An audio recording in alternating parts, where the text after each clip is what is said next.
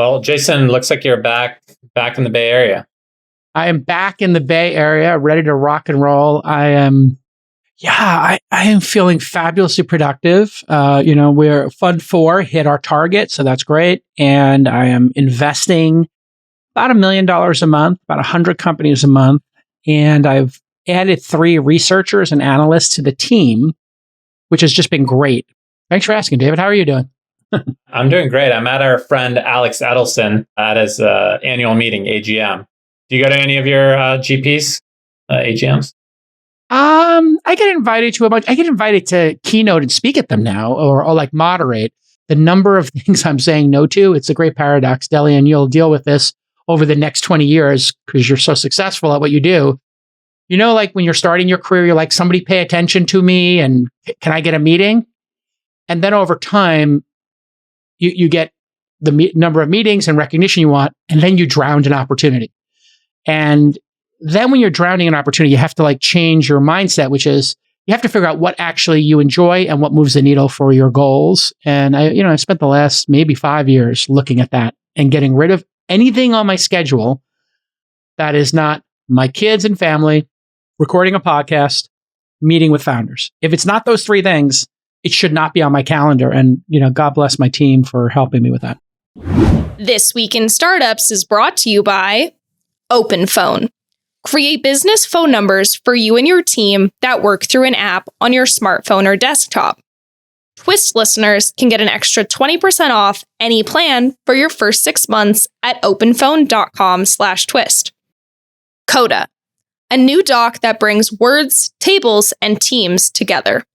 All your valuable data, plans, objectives, and strategies in one place. Go to coda.io/twist to get a $1,000 credit. And Northwest Registered Agent. Northwest Registered Agent will form your business quickly and easily. For just $39 plus state fees, Northwest will handle your complete business identity. Name, address, mail service, phone, email, website, and domain. Visit northwestregisteredagent.com/twist today. We have 2 legends. I'm really excited. Delian and Mel. Mel actually started one of the most successful fund of funds in the world, really, in the VC space. And Delian, you keep busy. Congrats on the $90 million round. I think you announced last month for Varda. And also you're a partner at Founders Fund. And you also have a kid, right? Yeah, my kid was just born 5 months ago now. So, trying to balance all 3 jobs as best I can. But thankfully, Founders Fund's a place where it seems like a lot of the partners like to do a lot of jobs. Great. Well, we have a lot of to unpack today. Can we get started? Yeah, let's do it. Absolutely. Welcome back to this week's Liquidity Podcast. With me today, I have Delian Asparouhov, partner at Founders Fund, also founder of Varda. Next, we have Mel Williams, co-founding general partner at Trubridge Capital Partners, which tracks the Midas List and is a top venture fund of fund. Of course, we have Jason Calacanis from the Launch Fund. I'm your moderator, David Weisburd, co-founder of 10x Capital. Today, we have several great topics on the docket. Crypto funds are back in the game. Companies are ramping up their AI spending. We'll unpack. And our friend Elon, or your friend Elon, Jason, had a fascinating interview at the Milken conference. We'll end with everyone's latest 3 investments. Let's get started. Crypto is officially back. Wall Street Journal is reporting that top crypto funds Pantera Capital and Paradigm are back in the market. Pantera is targeting $1.25 billion for their 8th fund, and Paradigm, a crypto fund funded by Coinbase co-founder Fred Earnsham, is discussing raising between $750 and $850 million for their next fund. In the first 3 months of 2024, crypto-focused VC funds closed on $2.01 billion globally, compared to just $1.9 billion in all of 2023. Delian, Founders Funds reportedly made a huge bet on Bitcoin. What are your views on the crypto market today?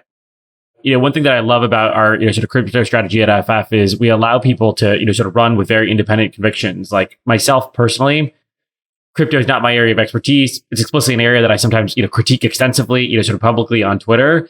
But at the same time, I love the fact that, we are, sort of strong independent thinkers in this area. We don't let basically, sort of hype cycles, really affect our, sort of investment strategy. And so as an example, in the true, sort of, lowest, sort of part of the market when everybody was the most pessimistic in, sort of late 22, we actually, ended up, deciding to hire Joey Krug, who is the former CIO at Pantera Capital, who, in our opinion, is basically the smartest investor in crypto. He joined in April 2023 when, again, most investors were fleeing the space. Bitcoin was roughly half the price that it was today. And then again, sort of media has reported that, we've made a huge bet in, Bitcoin, and it was reported to be, sort of right around the, sort of bottom tick. And I think a part of it is just we've been, sort of long-term investors in this space and long-term thinkers. There's this old, sort of Peter Thiel, talk that he gave in the, sort of late 90s, talking about the, sort of potential of a digital currency with cryptographic backing.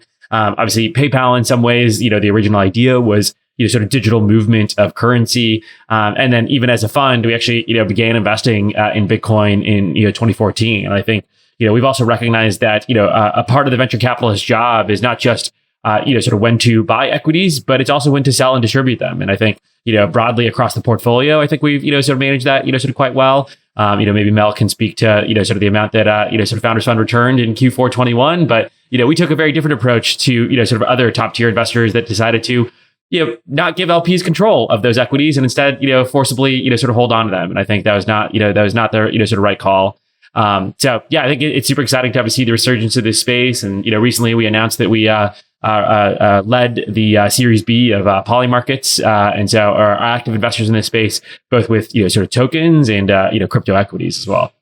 Mel, you have an institutional practice. You have a fund of fund. How do you look at the crypto market? How do your institutional LPs look at the space? Yeah, we're relatively bullish on the crypto or blockchain market as an attractive investment opportunity. A little like Founders Fund, we began taking a hard look at the blockchain or crypto markets back in 2016 or 2017 when we saw a lot of our core venture managers, including Founders Fund, investing in the sector. And we saw a lot of, top technical talent building in blockchain. We made our first 2 dedicated manager commitments to blockchain managers in 2017. And in 2021, we raised our first dedicated blockchain fund of fund, which invests in both managers and directly in the equity of projects and or private and public tokens. And so we've been in the market for a long time. Clearly the market is much larger today than it was several years ago. We believe the market has broadened and deepened over time so that while the primary focus remains on Bitcoin, there are more legitimate and attractive opportunities to invest in crypto beyond Bitcoin today than there were 7 or 8 years ago. I think the total market cap of crypto peaked in 2017 at just under $800 million. And I think it just peaked earlier this year at just under $3 trillion in March. So you can see the growth of the market over time. We believe the market is more institutionalized today because the investor base has broadened to include, high quality institutional investors like TrueBridge and other high quality institutional investors. You can't ignore the current and potential impact of the Bitcoin ETFs and opening a new retail investor base. So, a much broader investor base than several years ago.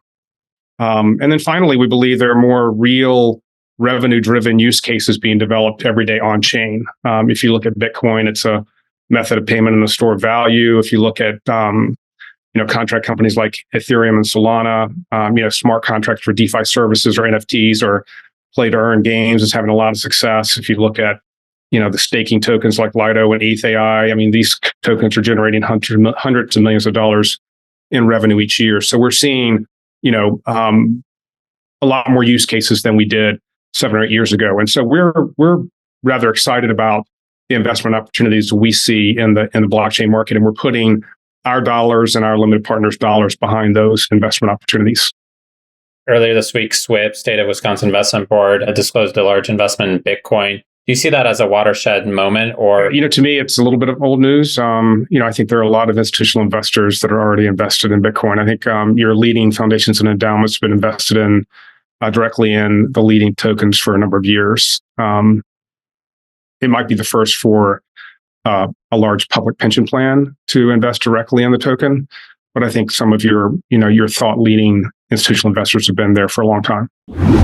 Juggling multiple devices and apps to run your business is a mess. OpenPhone is here to make it simple by simplifying your business communications with one easy-to-use app. OpenPhone has rethought every detail of what a modern business phone should be. And here's the magic. It works through a beautiful, elegant app on your phone, or you can just use it on your desktop, making it super easy to get a business phone number for your entire team. And you know how brilliant OpenPhone is? My teams use it every single day. My sales team loves it. My ops team, they use it all day long. And here's the features that we love. You can create a shared phone number, like customer support, with multiple employees fielding all the calls and all the texts to that one number. At my investment firm Launch, we pride ourselves on replying to every single call or email instantly. And OpenPhone is the number one rated business phone on G2 for customer satisfaction. So here's your call to action. Super easy. OpenPhone is already affordable. Starts at just $13 a month. But Twist listeners get an extra 20% off any plan for the first 6 months at openphone.com/twist. And if you have existing numbers with other services, no problem. OpenPhone's going to port them over. Easy peasy, lemon squeezy, no extra cost. Head over to openphone.com/twist to start your free trial and get 20% off.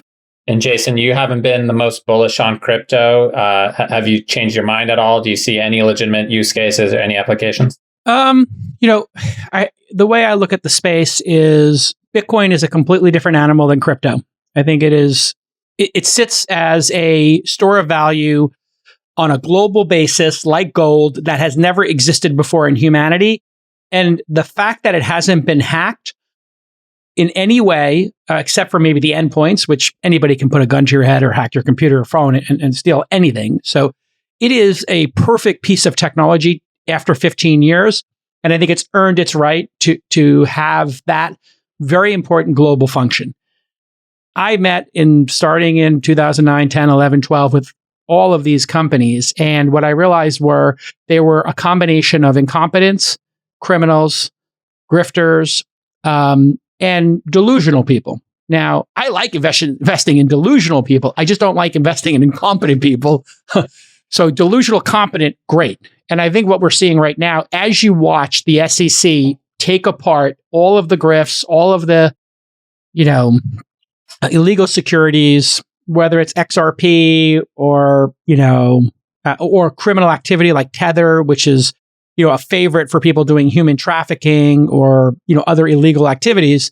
I think what we're going to see, probably in the next decade is some kind of framework emerge in the United States, which has to happen. You can't have this regulatory environment be so murky, or you're just going to continue to have this very strange dynamic where the SEC won't approve something, and then visionary people make stuff alongside criminals and grifters and incompetents. And then, they're like, we'll tell you in 4 years when we arrest you if what you did was illegal. So there's a lot of blame to go on both sides here. I haven't touched it because I have made a career of, assessing a product and a customer base. And I have a knack for that. And I have a knack for people who are hard to get along with and extremely competent. And because I'm hard to get along with and I like to think I'm competent, that's my signaling. Great products, consumers who are over the moon, and people who are difficult but competent. And when I looked at this space and when I looked at it through my personal lens of investing, there was no product and there was no customer. So it made it impossible for me to make an investment decision and place a bet. And then when I assessed the individuals, once in a while there'd be a Brian Armstrong. But for every Brian Armstrong, there was a long tail of incompetent people, right? And so I chose to just not spend my time on it. Now, I probably missed a bunch of great trades, but I didn't miss any great investments. And I think we need to really, we need to hold the SEC accountable for making a clear framework. And if the framework is going to be, it's the existing framework, fine, then do that, which is kind of what they've done. But I think that's stupid because there is something here, obviously. So what I've tried to encourage, and I've been public about this, is what I call the sophisticated investor test. We have qualified purchasers. We have accredited investors. We say they're sophisticated because they're rich. We never double click on that, right? No, we're just like, you inherited money, you won the lottery, great. You're sophisticated. What I think there should be is a test. And the test should be, maybe a 5-hour course. It should be, 50 or 100 questions. It should require 2 or 3 hours. And then we should let people gamble or invest on these things. And then on the other side, there should be safe harbor in my framework for projects that are small. When they're under $10 million, when they're 10 million to 250 million, and when they're 250 million and above, there should be like maybe 3 different rules for the road. You can do whatever you want under 10 million. Have at it with sophisticated investors. So that when you're going to go work with that investor, you can say like, hey, do you have the sophisticated investor number? Yeah, put it in here. Just like if you were going to cut hair in California, you need a license to cut hair. But we don't have that. You can go to Vegas and you can gamble and you could be drunk and they could be feeding you drinks for free and you can gamble your entire life savings and there's no repercussions. So now that we have DraftKings and sports betting legal, I think we need to address this because I believe crypto sits between gambling and professional investing, right? Just like stonks do, like these meme stocks or whatever. Just create a good framework. And if there was a clean framework, I would feel more comfortable doing it. But I have other opportunities that are not going to get me pinched and not going to result in, me dumping my tokens on retail, right? I don't want to wake up one day in a lawsuit because I invested in a company and then that company dumped a bunch of tokens on retail and then everybody's like, oh, did you dump your tokens? Well, I have to sell my shares for my LPs at some point. And if I was an investor in one of these companies, XRP or something, I'm not pointing them out, but they've had the biggest SEC battle. Do I want to be in that position of having to defend my investment and having SEC? I've had the SEC send me a letter or two because I invested in companies that they wanted to know about. Not that we did anything wrong, but it's not fun because you're all of a sudden spending tens of thousands of dollars, and in the case of crypto, it'd be hundreds of thousands, explaining what you did and never knowing if they're going to show up at your door. So anyway, that's my feeling on it. I wish there was a clean framework and then I would engage. And I like the fact that all these grifters are getting pinched so that we can dissuade them. And the SEC drops 2 enforcements a month on average. I looked at their enforcement page in crypto. And then that would make all of this easier. But I'm not comfortable in it. I don't know, Jason, if you saw, there's a big U.S. House bill that's going to the vote for this exact issue, which is a lot of the criticism in the crypto industry hasn't been necessarily this rule is good or this rule is bad, but the purposely vague tactics of the current chairman. And this bill is going to the House for a vote to try to really establish a framework, what is legal and what is not legal, and make it in a very American way, clear laws, clear regulations. I think that's going to do a lot to it because I think a lot of people are in the same camp as you, Jason. They might see opportunity to get upside, but they don't want to deal with SEC. They don't want to get raided. They don't want to get called out by their LPs. So I think some of the regulatory framework will take us a big step forward as well. How do you look at it, Mel? I'm curious, when you hear my take on it. I agree with you that the crypto market needs to be regulated.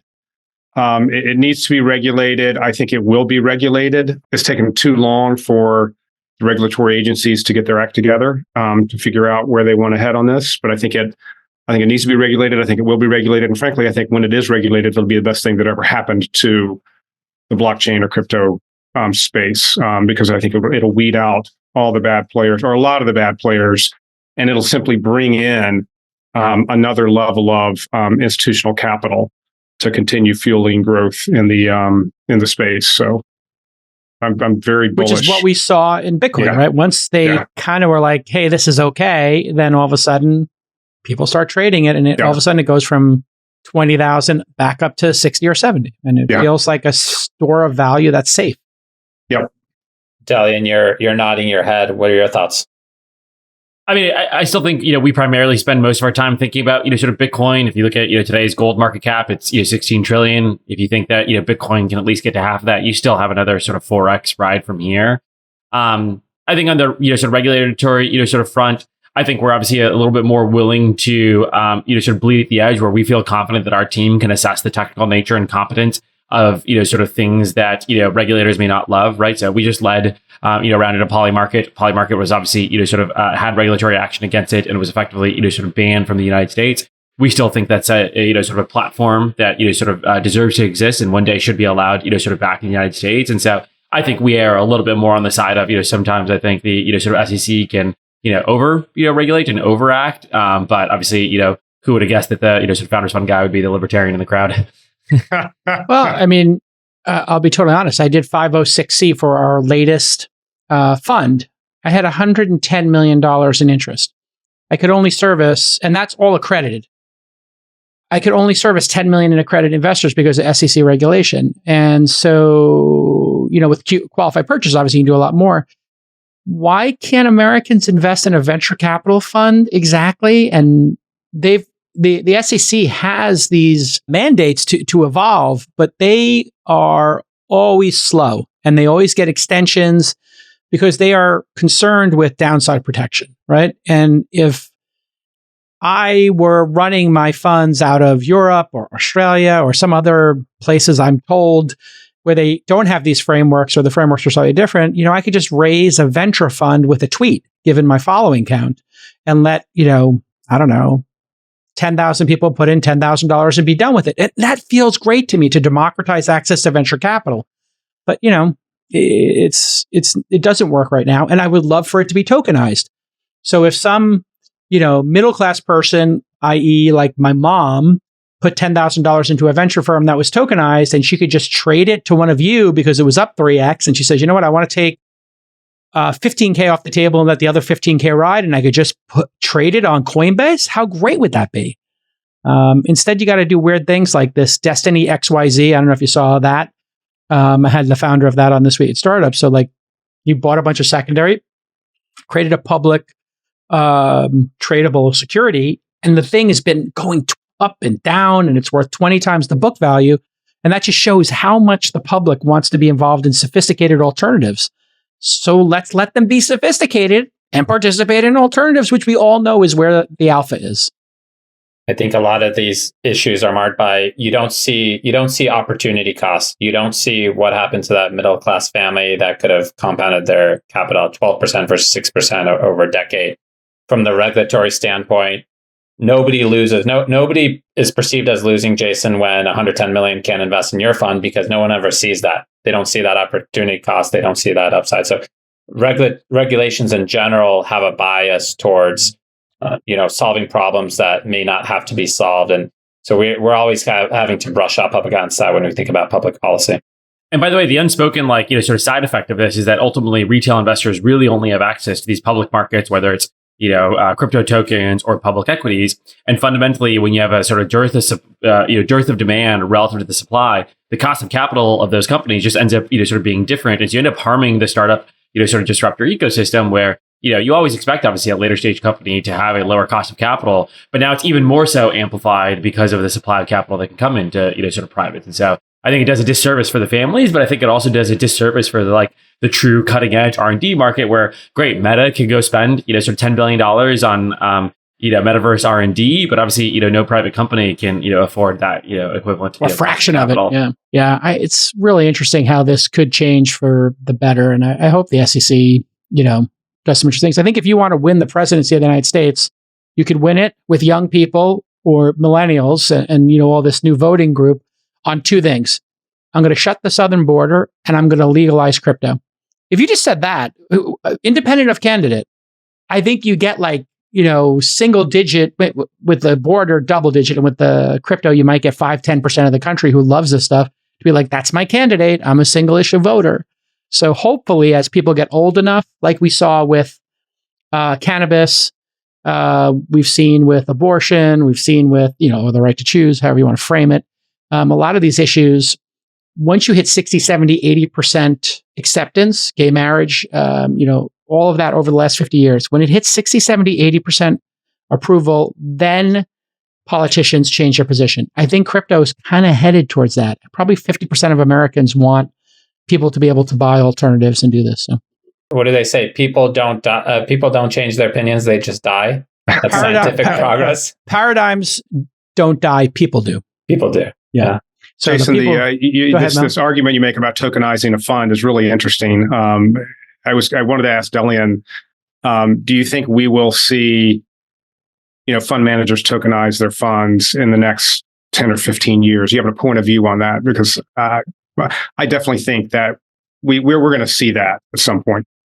Yeah, I mean, you understand these dynamics. A fund never wants to appear, sort of as if, sort of anybody can, access it, and there's some level of exclusivity that provides, branding in the LP marketplace. And so you kind of have this like chicken and egg problem where, the first fund to do it will absolutely be a very, sort of bold fund that feels confident that we're providing this access, not because we, sort of lack, capital, but because we do want to democratize this. And so I do think at some point somebody will, sort of make that leap and recognize that, hey, rather than just making money, sort of purely for endowments, and especially maybe educational endowments that we no longer agree with their politics on, we want to instead, sort of make money, for the, sort of public.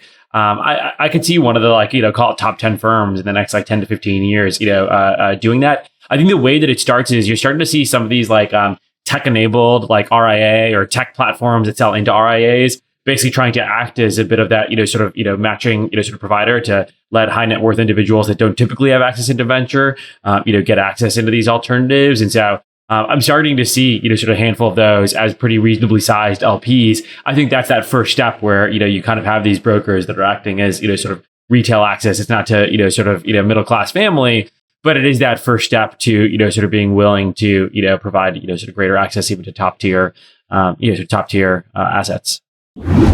Listen, I got a lot on my plate. I got a couple of podcasts to run this week in startups, all in liquidity. I got Foundry University, the launch accelerator. It's a lot, but I'm able to manage it all with an incredible piece of software called Coda, C-O-D-A.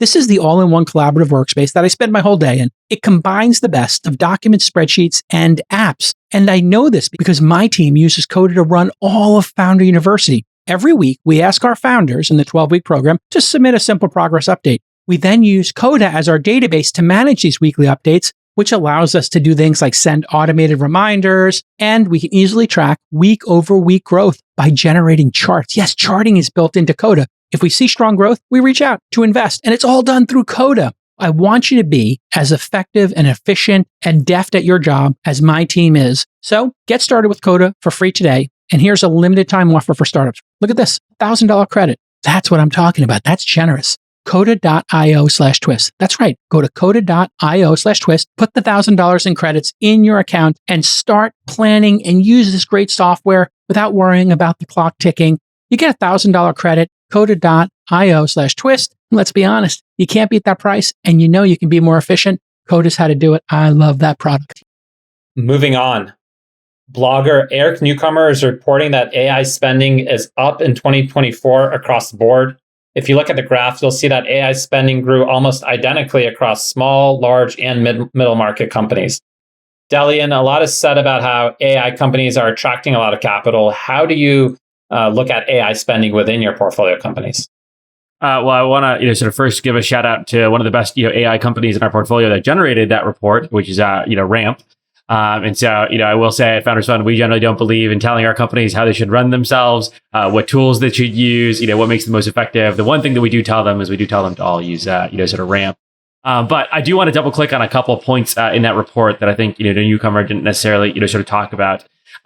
The first is, the number of sort of net new Ramp customers that are choosing to begin investing in AI rather than currently expanding in it has actually, sort of roughly leveled off. And so to me, that's a signal to the current, let's say, incumbent and disruptor sort of AI startups that they've sort of clearly hit some level of plateau of interest from the, sort of broader, SMB mid-market community.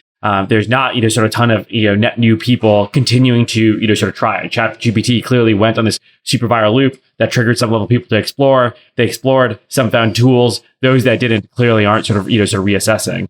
I think the second point that's really interesting from that report is that the usage and spend is actually fastest growing in non-tech sectors. And so that means to me is, for companies that are already deeply embedded in tech, they have software engineers that have built internal tools that already automate some level of the work that these companies are going out and basically finding solutions for and are using AI for that. And so we see it a lot more in consulting and professional services, financial services, healthcare, et cetera, more so than a software, sort of dev shop that is, sort of, significantly spending on AI.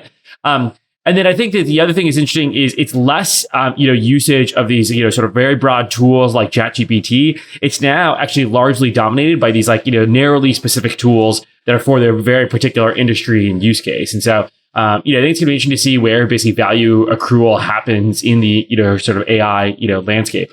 I think it's very clear that obviously Jensen Huang and NVIDIA make lots of money. I think that will continue to be the case probably for some period of time. You could maybe make the analogy that, hey, is this potentially like fiber in the mid-90s where we think that there's semi-infinite amounts of demand, but then actually once everybody puts in their CapEx and there's, diminishing marginal returns to increase scale, then everybody actually flattens out. And so you're projecting this exponential growth of, basically, GPU purchases, and it turns out it's going to be exponential and then, plateau. And so, NVIDIA's future DCF looks, sort of very different. The second is, I do think you're just going to see, whether it's in, non-tech companies or, tech companies, you're just going to see, decrease and more efficient headcount. I think Sam talked about this at one point where obviously, Instagram back in the day showed that you can build a, sort of $1 billion company with 13 people. I think what you're going to see over the course of the next decade is somebody's going to build the $10 billion, $100 billion company, with 13 people, because you're going to have such, increased productivity.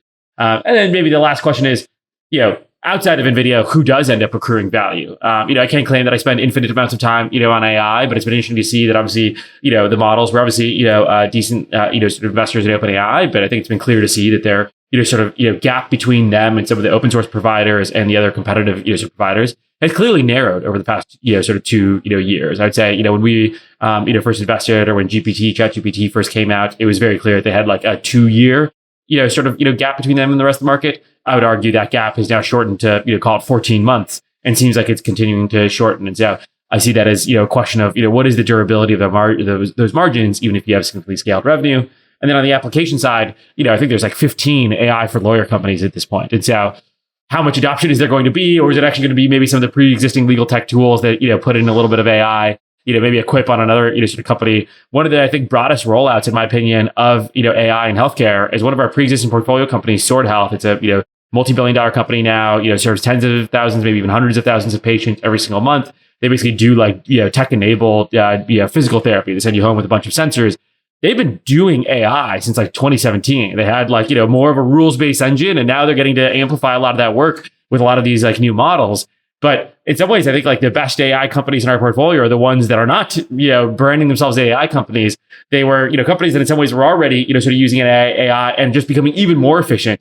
Maybe Ramp being the same thing of, Ramp has never really, been branding or tried to make itself an AI company. I think, part of it is other competitors in that space have tried to brand themselves as AI companies as a way to fundraise because their metrics suck. Ramp has never really had to do that. And so, they do use AI genuinely because it improves their business, not as a marketing, sort of shtick. Mel, you founded TrueBridge in 2007, so you've seen a couple market cycles.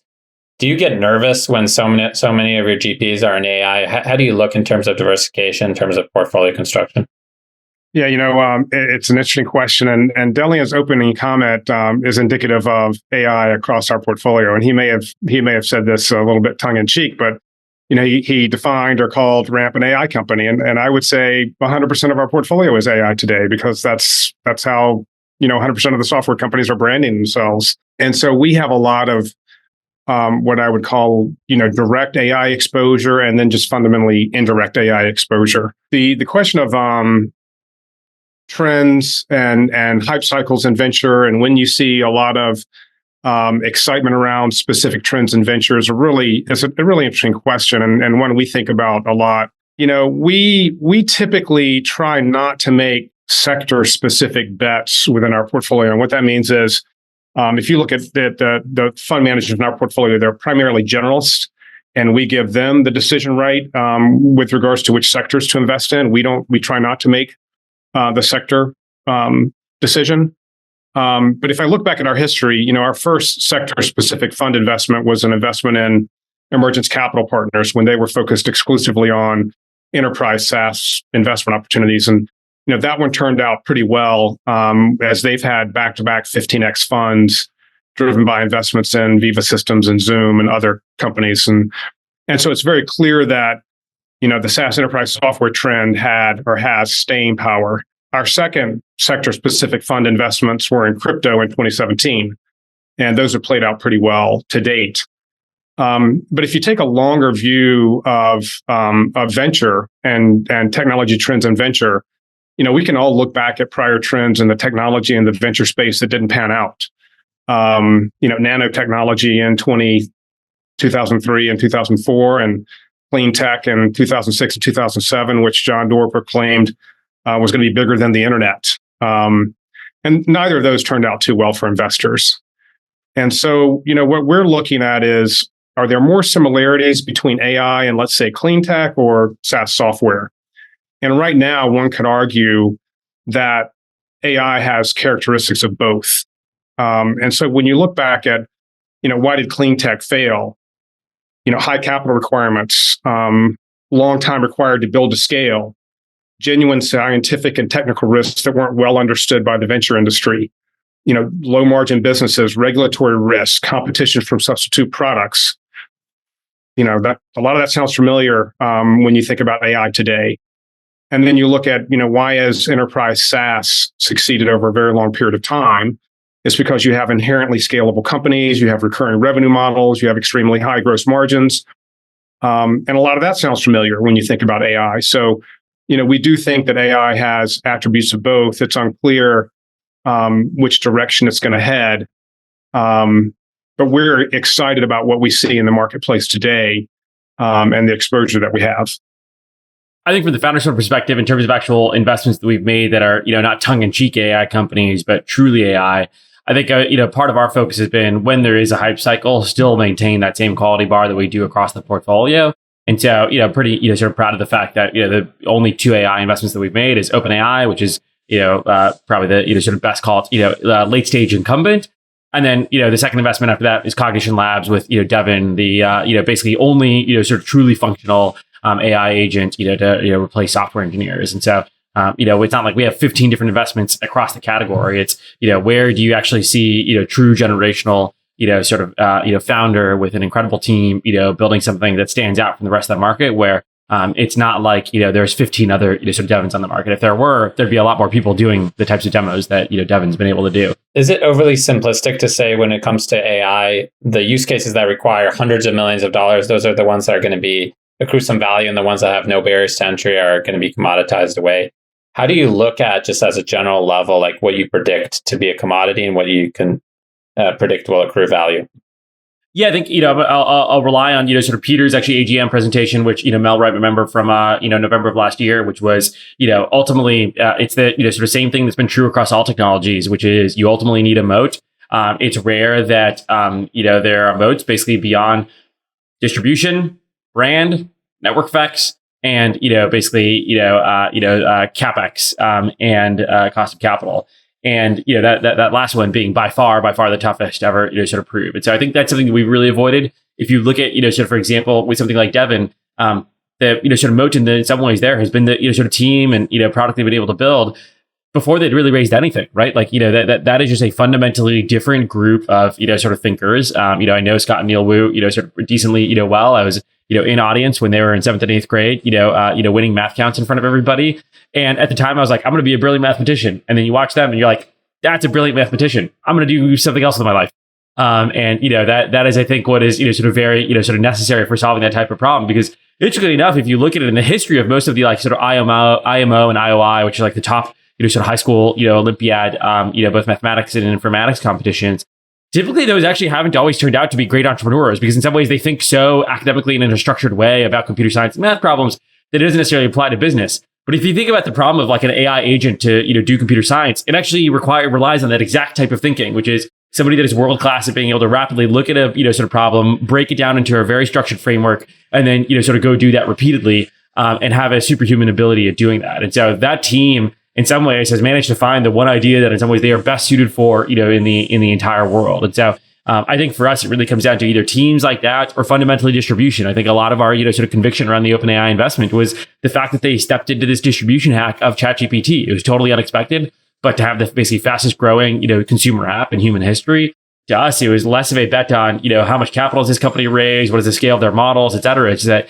this is one of the few companies that actually has achieved distribution. And so, any time that we've analyzed these companies, it's analyzing them across the same, sort of exact categories of, sort of moats that we would analyze any other, sort of non-AI company. And again, that last category of, sort of, cost of capital or CapEx being the moat, as Mel said, in green tech, that did not, particularly play out, sort of be the case. And, maybe last comment is in green tech, there was actually one company that you could have invested in and you would have made money, even if the rest of the category lost money. And, that company was, Tesla Motors run by, Elon Musk. And so you just, even in these, sort of hyped up, sort of sectors where, there's mass capital destruction, there typically is one generational entrepreneur that still makes a lot of, sort of returns.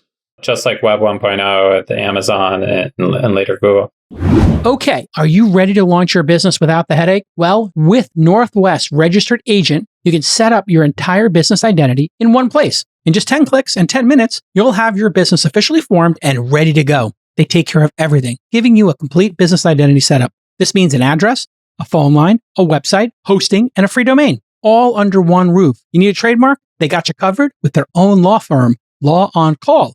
They offer full services at an incredibly affordable rate without the usual runaround. And if you're worried about privacy, well, rest assured, because everything is covered by Northwest Privacy by Default, where they handle everything in-house, so your personal data stays protected. And unlike others, they don't sell your info to affiliates. Northwest Registered Agent isn't just a service, it's your startup's new best friend.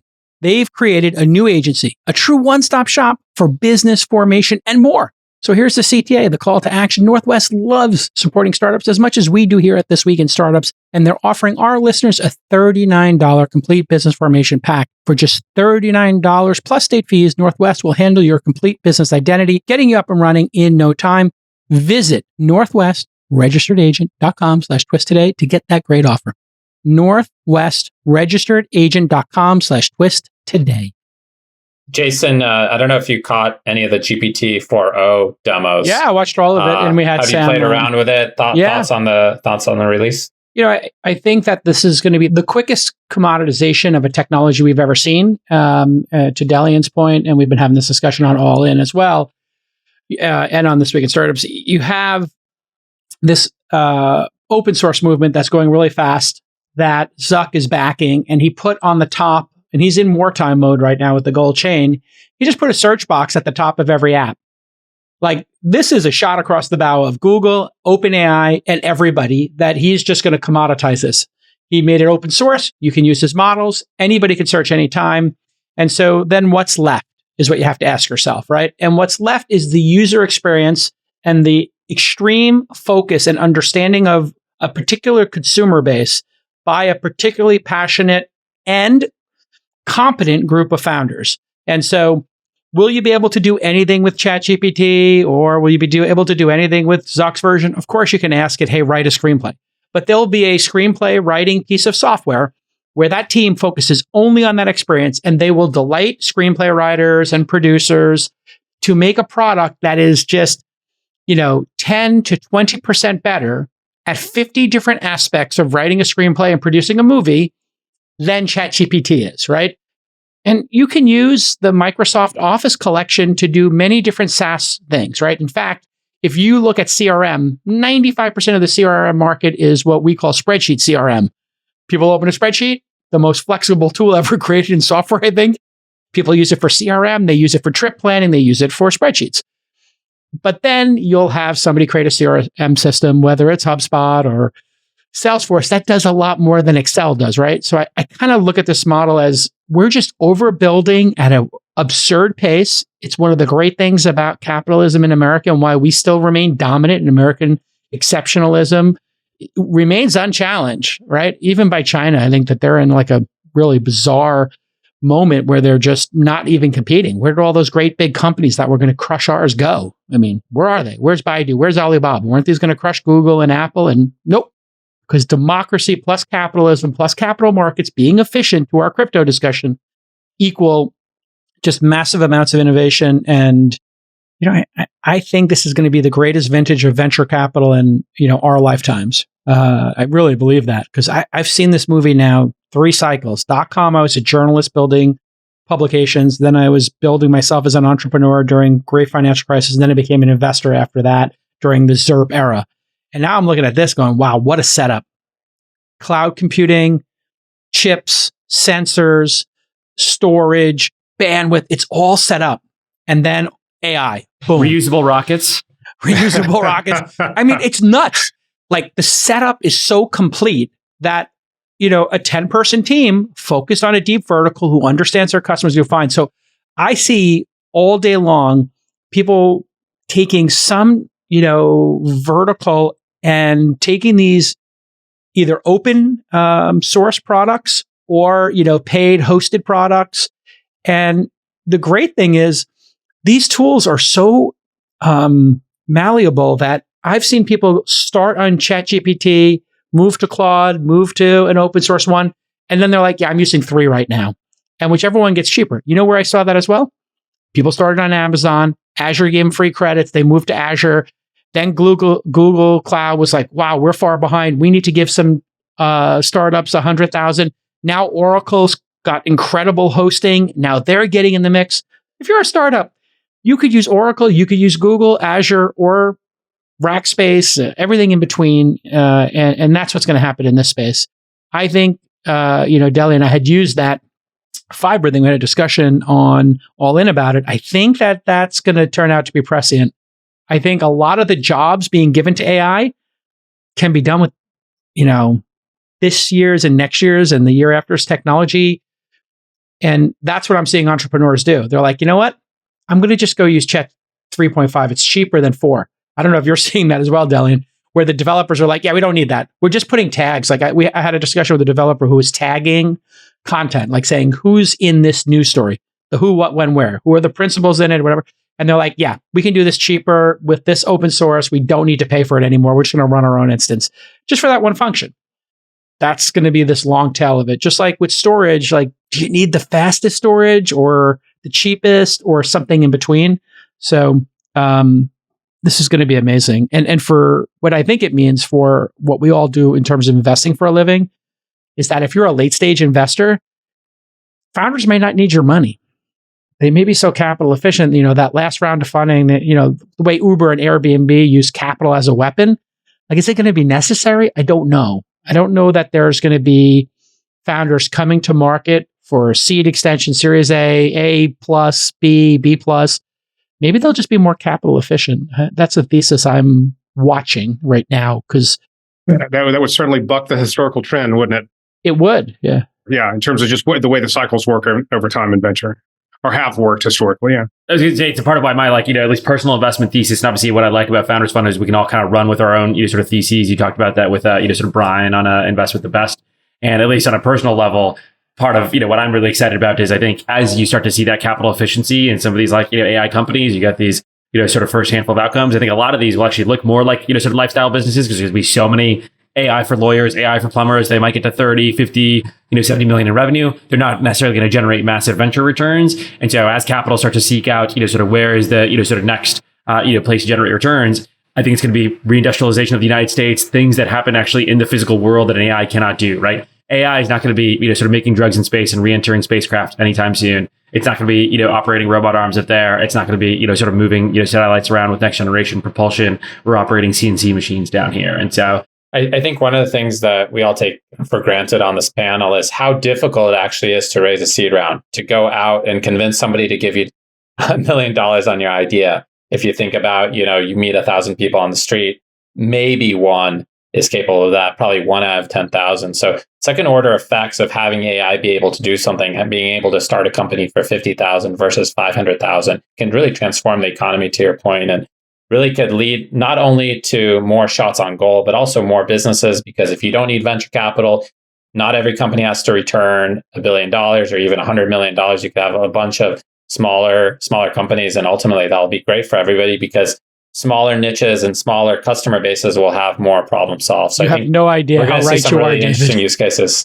I literally ran a test on this. Are you working on something? Well, I ran a test a year ago. So about half the applications to our accelerator were people who were in the ideation phase. They hadn't yet incorporated, but they had had a side hustle. They had built a website, they built an app, whatever. And so we started a program called Founder University. We're on our 8th cohort. I just kicked it off on Monday in person at Goodwin's offices in Redwood City. And we accept 250 people into it. It's a 12-week course. We teach them all about starting.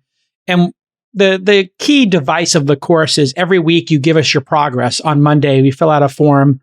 Hey, what did you do? What did you get done? What are you going to get done next week? Like an accountability thing. So I said, put on the form, I would like Jason and the Launch Fund to be my first investor, friends and family, $25,000 at a $1 million valuation. So 2.5% for $25K. So think about even before Y Combinator and Techstars. My team told me this isn't worth the legal issues. It isn't worth how do we manage all these companies, all this stuff. And I said, well, let's just put in the document that we get to invest in the next 2 rounds, $250K, right? So we get a little option. And then, we'll figure it out. Let's see if 10 people do it. We've made 80 of these investments. 80 in just over a year. And about 60, 70% of people each week check off that box. And so you're exactly right. Like to start a company, and these are people with 2 or 3 developers who you'd think would be able to get 25K around. And then about a third of those wind up going to our accelerator where we put in the classic 125. So I think there are some new models here in venture where, we might even get into companies at inception and give them the 25K. And we have one company, Podcast AI, that has done extraordinary, been oversubscribed. We gave them the 25K check. They came to the accelerator. We gave them the 125K check. And then we made our third bet like a seed investment, which is the funnel of our firm. And it was the first one where we did all 3 investments. And we did it all in a year. And they have massive outside investors. And we hit our ownership targets. And they're so appreciative that we supported them each step along the way. Now, this is a lot of work. I can tell you, I have 22 people in this firm, which for a $50 million fund doesn't make a lot of sense to people, but it takes a lot of support. And I think this is the future. Smaller amounts of money earlier. And I think it's great for the economy, great for society. I went undergrad to Indiana University. I went for master's for Harvard University. And when you look at the construction of people, it's not a 10x different in talent. Some of my smartest friends at Indiana were smarter than some of my less intelligent friends at Harvard. So I think expanding that opportunity and making sure that more people are included in capitalism is really important. I think one of the things that we're seeing in society is this disillusionment, right, of the younger generations, and they're turning to things like radical political ideologies. So I think if we could use AI and bring more people along in our economy, I think it's going to have orders of magnitude effects across the entire ecosystem.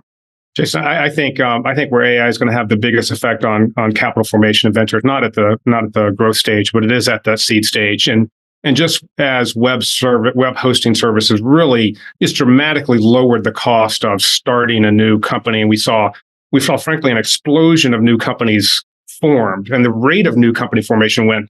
If you just look at the slope, went way up when that happened. You can see the same effect happening now with AI, and it makes individuals more productive. It makes it much more cost effective for them to get to a minimum efficient product. And we could see likewise another change in the slope of the rate of new company formation in the U.S. I think that's where it's going to have the biggest impact. You're 100% right. It literally is the same as hosting.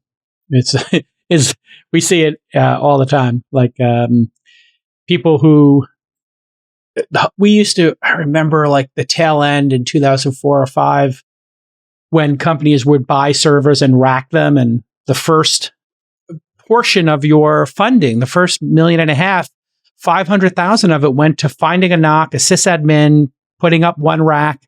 Then you got your Series A, and it was like, yeah, we're going to get 2 more racks, and we're going to go from a T1 to this, and we're going to have redundancy and more storage. And now that's all abstracted away. So it's working really well. It confuses the hell out of LPs when we tell them this $50 million fund is going to have 200 names in it. They're just like, what? And I'm like, 200 names. Historically, I hit, a unicorn this often, and you can look at it in these funds. And if we hit 1 to 4 unicorns out of those 200, and then we own 10% of it, this is going to be a 5x plus fund. That's how I pencil out the math for a seed stage fund. And we just had one of our companies that went through Founder University get accepted to Y Combinator. So exactly as I predicted, we'll get to these companies in year 0, help them get formed, help them finish their product, get the first 5 customers. And then Gary Tan met with the company. He loved it. And I'm like, wow, great. I think the Y Combinator, friends and family space, seed, pre-seed, these micro funds are going to do amazing. And my family office, which is a fancy way of just saying me, I've done 20 firms, and I'm doing $5, $10, $20 million funds.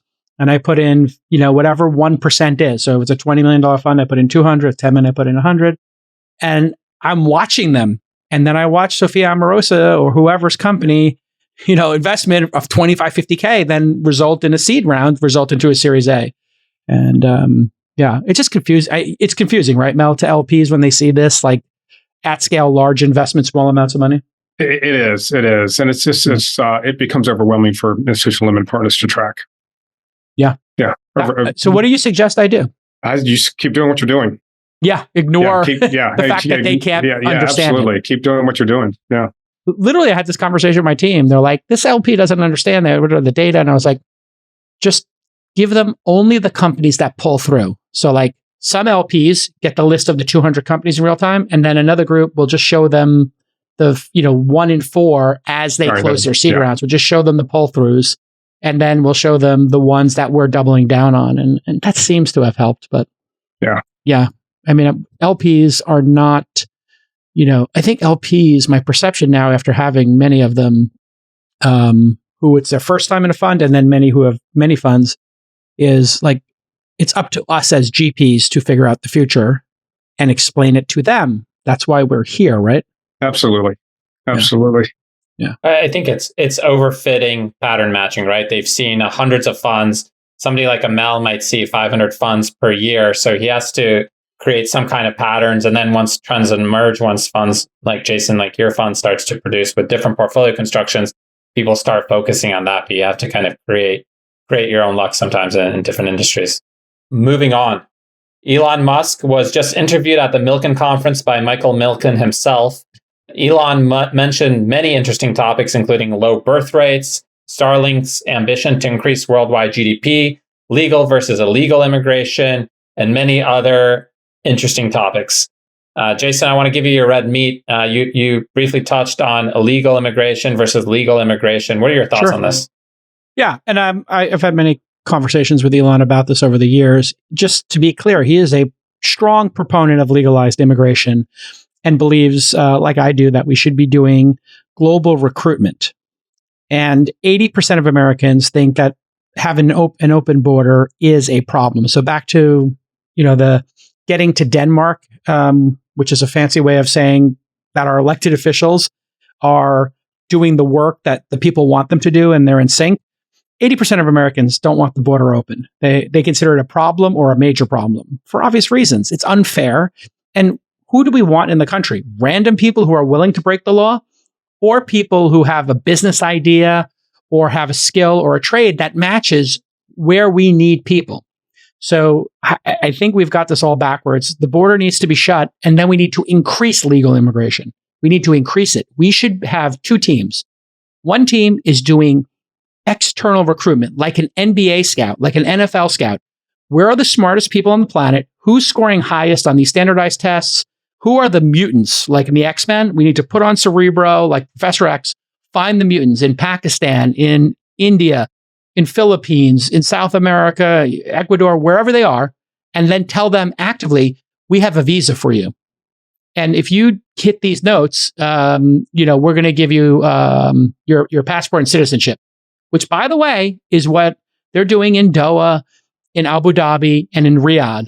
When I visited those places, I literally had them say, we'd like to give you a golden visa. Have you ever thought about having a passport in this country? They're trying to recruit me to be a national. Like, think about that. And that is one solution, I think. And then there's when the unemployment rate lowers to a certain percent, like we're with historical low unemployment here, look at what trades we don't have. We don't have plumbers. We don't have electricians. And we don't have people to work in restaurants, and we don't have people to work in healthcare and to work with the elderly. Very simple solution. If you want to work with the elderly and you want to work in healthcare, we can take 450,000 each year for the next 3 years based upon our population and apply on a website that says, here's what America's looking for. Computer scientists, unlimited. PhDs, unlimited. People who work in nursing, 450,000. People who are doctors, this amount. People who work in restaurants and hospitality, this amount. And let's have those 2 things be the focus, not this insanity of an open border and not knowing who's coming across it. And then, having to fund people who don't speak English in the country to learn English. Like, that's not sustainable. And the Nordics went through this. And I've spent time there. Man, they're very sensitive about it because they don't want to be perceived as xenophobes. But the fact is, you can only incorporate into the great American melting pot a certain amount of people who don't speak the language.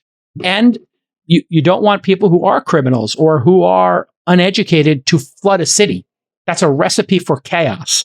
And Finland, Sweden, Norway, they all have dealt with this. You can just look up the stories about how they're dealing with immigration right now. And so I believe in it. I know he believes in it. I think people are misinterpreting and politicizing this issue in a way that is not helpful. We need independent of party, a very thoughtful approach.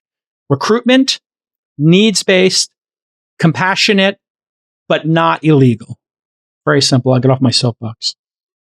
Thank you for my red meat. It's delicious. Yeah, I think you're welcome. I'm passionate about this issue. Hopefully you didn't chip a tooth there. One of the interesting things about immigration, especially illegal immigration, is it's seen as this zero sum. This person's not getting let in. If you haven't looked around, if you fly over states, you see we have a lot of space in the United States. So it's about bringing in the right people. And one of the most no-brainer foreign policies we could possibly have is just increasing H-1B. It's one of those things that I've never heard anybody with a brain or with data ever argue against it. But yet we're capping it. And I think it's really a shame. And it is in many ways a bipartisan shame that's driven by very far left, far right forces in the country. And I think Silicon Valley is really abdicating its role here and really needs to push. If we want as a community for an issue to coalesce around, it is H-1B immigration. We don't have to create a new framework, and it's you don't have to look further than the top 10 companies in Silicon Valley to realize 50% are foreign born. I was a refugee from Russia. I know, Delian, you're from Bulgaria. We typically have on this podcast 3 foreign born. Today we're less diverse, but I think it's one of those things that no one's really talking about, although it's almost so obvious no one brings it up. Mel and I are 7th generation, by the way. We've been here forever. I found out I'm 7th generation Irish. We were immigrated into Brooklyn and then into the 5 Points in Manhattan. We won't hold it against you guys. Well, my great grandfather was, so I guess I'm 2nd generation on that side. But yeah, what do you think, Mel, about this? I think I agree with you 100%. I think it's hard to have a strong country without strong borders, and where we are right now, it's just a mess, an absolute mess, and it's over politicized. And I think, David, to answer a little bit your question, I think the reason why it's hard for Silicon Valley and others to get involved is the fact that it is highly over politicized, and the cost of being on one side of a political argument in today's society, if it ends up being the wrong side of the political argument, can be dramatic. And I think that's why you don't have people out front on this issue. Yeah, I mean, I'm obviously a product of, the sniping of, sort of top tier ability and, allowing those people to come into the United States. My dad was a, gold medalist at the International Mathematical Olympiad, did incredibly well at, sort of undergraduate at the University of Sofia, and then ultimately went off to, Caltech and was, accepted there and was able to, live in the United States on a student visa, and then ultimately, became a citizen when I was about 12 years old. And I think, we are, far better off as a country for my family being here. My family is far better off for, sort of being here. But there are, so many examples that I can point to of, sort of people who would equivalently contribute to our country that, we're not allowing here. And so it feels like a, sort of complete no-brainer to increase the legal immigration. And on the southern border, it almost is, certain that there is a lot of, military-age men from our adversaries that are, sort of forming splinter cell, sort of units in the United States. Based off the fact that they know that they can get those types of militants in, as a piece of cake on our southern border. Canada's really dialed this in. They have a points-based system. New Zealand, Australia, points-based system. And every time I meet with people, from Canada, and including people in the government, they're like, yeah, if any of your companies have a problem, this is literally somebody in Vancouver said, anytime you have a problem getting somebody into America, email me. This is somebody in Vancouver. I will get them a visa into Vancouver. We'll house them and hold them here until they can get into America. And I'm like, I see what you're doing there. Like, yeah, we're getting your developers to live in our country and pay taxes. I'm like, well played. We're idiots. But here we are in this political cycle, which is so dumb and so polarized that we're taking issues that we have consensus on, and then we're turning them into a distraction. We have consensus on this. Issues. It is not a controversial issue. Yeah. Not at all. Should not be. Not at all. And I don't understand it. And I don't know who's advising each side on this issue, but this is why we need a different type of political class that's working in Washington, not these geriatric lunatics who are polarizing the country to get to foment anger between people who are not actually in disagreement. I don't know how everybody here affiliates, but we all agree on these issues. 80% of people agree on immigration. They agree on cannabis. They agree on gay marriage. They agree on abortion. Everybody agrees that we're made to feel like we don't agree. It's a recipe for distraction. And we don't need distraction when we've got this much deficit. We need entrepreneurship. We need talent. I'm Jason Calacanis. I'm voting for president 2028. I mean, I don't know why it's like so simple to. It's like the most. I'm voting for you. I mean, if you literally just said the most logical thing, people would be like, "I'm sorry, what you said makes complete sense. Why aren't you running?" And it's like, I think it's interesting that you have to have in this country $100 billion to speak your mind. I think that's the new standard for in order to say many common sense things. I think it's a sad state of affairs. In some ways, I think it's why I'm so grateful that Elon bought X. It's like, I think, we should generally always be expanding the Overton window. I do my best part to do that on a regular basis, even if, sometimes upsets, various, folks. But I think since he purchased it, it's clearly shifted. Like, people are so much less scared to, share unpopular opinion, right? Like the Information just did a whole piece on like Sean McGuire and his, sort of pro-Israel, anti-Palestine stance. I think in a, sort of pre-Elon Musk, owning X world, I think Sean would have been silenced or he would have been fired. Like, there would have been a different outcome, in the world. Yeah. And it only cost $44 billion to open the Overton window. Now we actually know how much it costs. I was joking with him about that recently. He's like, "You're welcome." I was like, "Well, it cost you $44 billion." Yeah, but it's true. You can talk about things. You can challenge this stuff. And I had a couple of examples. I won't talk about them here, but just, I had a couple of examples of things we're talking about that I was willing to tweet now that I wouldn't have tweeted during that like crazy period where they would have deleted my account because I needed my Twitter account.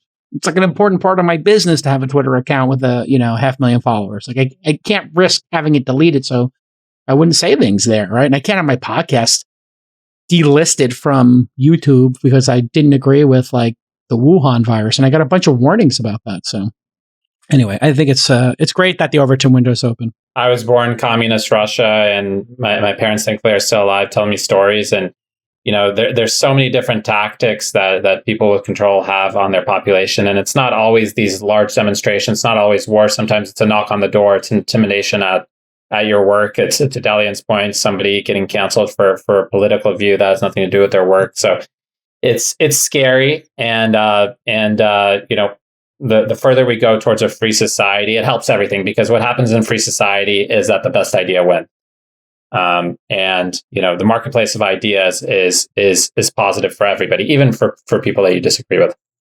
It's been a great episode. I like how you formatted it, David. You got us to like talk about really important issues of investing, technology company formation, and then a little bit of like political, global issues. Well done. Great job, David. Well, thank you, Jason. Great panel, leads to great discussion.